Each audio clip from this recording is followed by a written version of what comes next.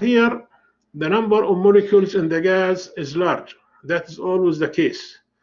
And the average separation between them is also large compared to their dimensions. The molecules obey Newton's law of motion, but as a whole, they move randomly. The molecules interact only through short-range forces during elastic collisions. The molecules make elastic collisions with the walls. All molecules in the gas are identical.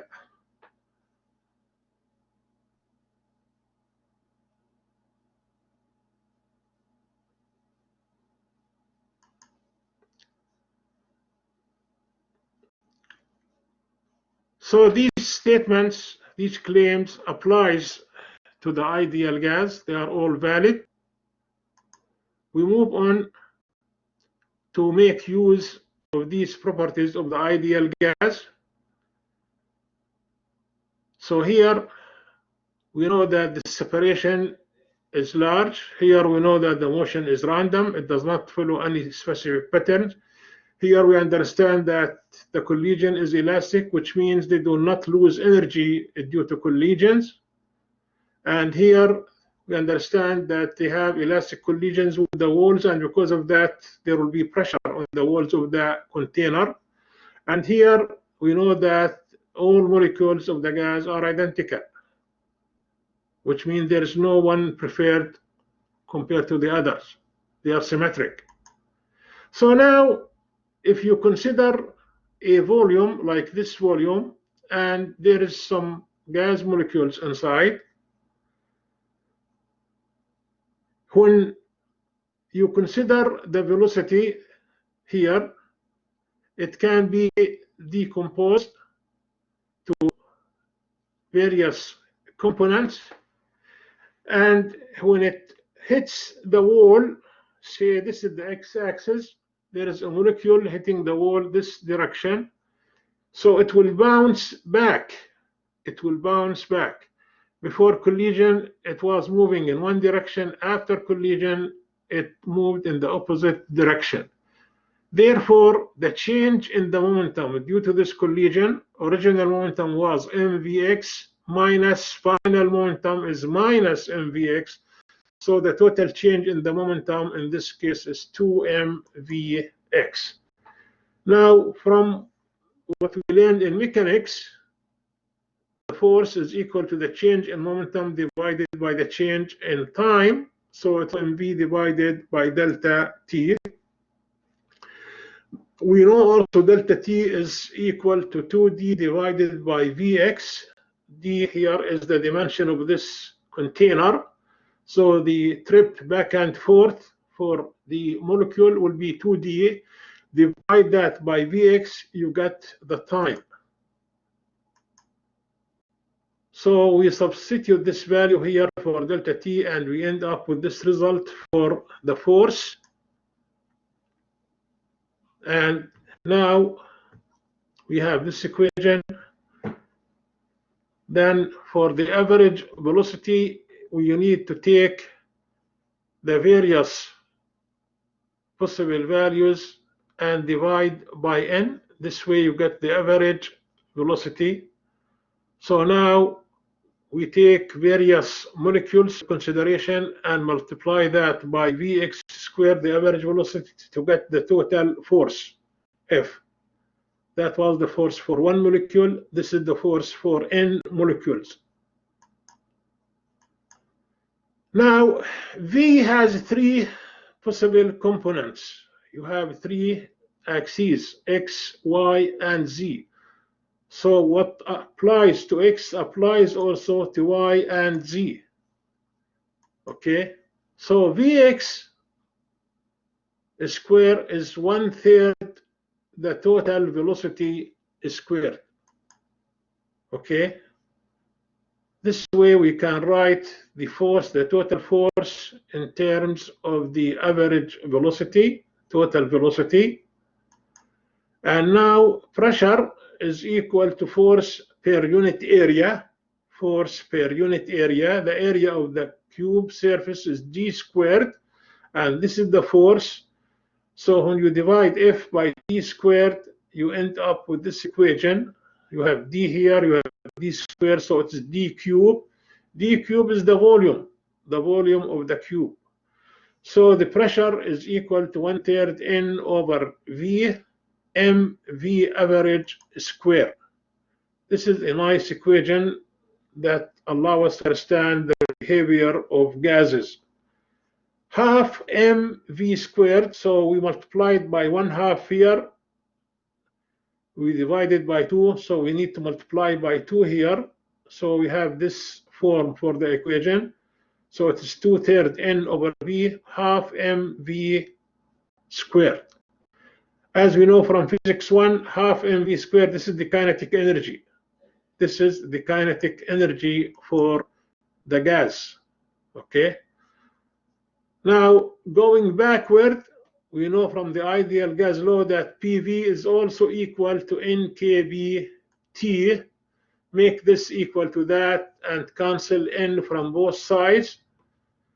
We arrive at this important equation between the temperature and the kinetic energy. Kb is a constant. This is Boltzmann constant, 1.38 by 10 to the minus 23. So you have this direct proportionality between the temperature and the kinetic energy. As you can see, the temperature is a direct measure, a direct expression of the kinetic energy. The higher the temperature, the higher will be the kinetic energy. The lower the temperature, the lower would be the kinetic energy for the ideal gas. So in general, we may write the kinetic energy in terms of the temperature like this. Kinetic energy half mv average squared equals 3/2 kBT. But one thing that you need to keep in mind always, in this equation, T is in Kelvin, not in Celsius, not in Fahrenheit. This equation is valid if you use the Kelvin scale for the temperature. So here, once you know the temperature, you should be able to calculate the kinetic energy that the ideal gas molecules will have. Okay? The total kinetic energy, you need to multiply the kinetic energy per molecule. You need to multiply that by N. Okay? So now we have this equation for the total kinetic energy in terms of the temperature. Okay? And the number of the molecules. We know the relationship between Nk and Nr, so you can remove Nk and plug in Nr, the same thing. So the total kinetic energy is 3/2 nRT or 3/2 nkBT. These are simple but important equations when you solve problems. We move on to the internal energy. So this energy here represents the kinetic energy, which is responsible for the total internal energy of the gas. We take the root mean square velocity as the square root of the average velocity. This is by definition. So you take the value for V square from the previous equation here, and from this value we can solve for the root mean square velocity. It is equal to 3 kBT over m square root, or square root of 3 RT divided by m. If you consider the situation under room temperature like 300 Kelvin, this will be the room temperature, which is 27 Celsius or 70 something Fahrenheit. This is the gas constant R, and this is the mass of one molecule in air. So this tells us something, that the root mean square velocity for the air molecules under 1 atmospheric pressure and under room temperature is 1.9 by 10 to the power 3 meter per second, like 2 kilometers per second. That is the average velocity for the air molecules. Something interesting. Okay. Here we have more data about the root mean square velocity related to the average velocity at 20 degrees Celsius. This is the room temperature, okay, in meter per second. For helium, it is 1902 for, for hydrogen, 1902 for helium, 1352 for vapor, 637 for neon gas inside the neon lamps, 602, and so on and so forth.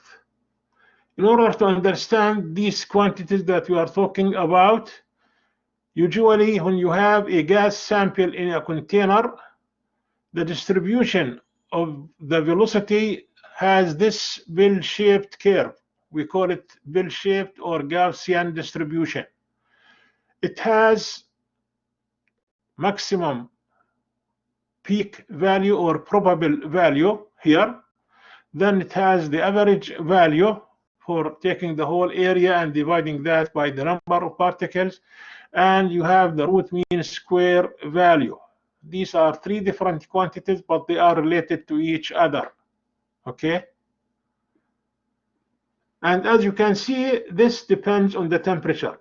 Like this red curve represents the distribution of velocities when the temperature is 900 Kelvin, while this blue colored curve represents the distribution of the velocities when the temperature is 300 Kelvin. This is room temperature. So in theory, it is possible to find molecules in the air with all kinds of velocities, but the most likely velocity is this one, the peak. The peak here gives you the most likely, the most probable velocity for the molecule. And you see that this velocity is a function of the temperature, and we know that already. We did that here. We did the calculation, and we know that the velocity, yes, the velocity depends on the temperature. The velocity depends on the temperature. Check your understanding. One container is filled with argon gas and another with helium gas. Both containers are at the same temperature. Which molecules have the higher RMS speed?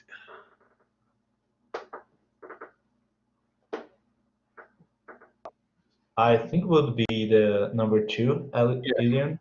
The helium, very precisely. We all agree on that?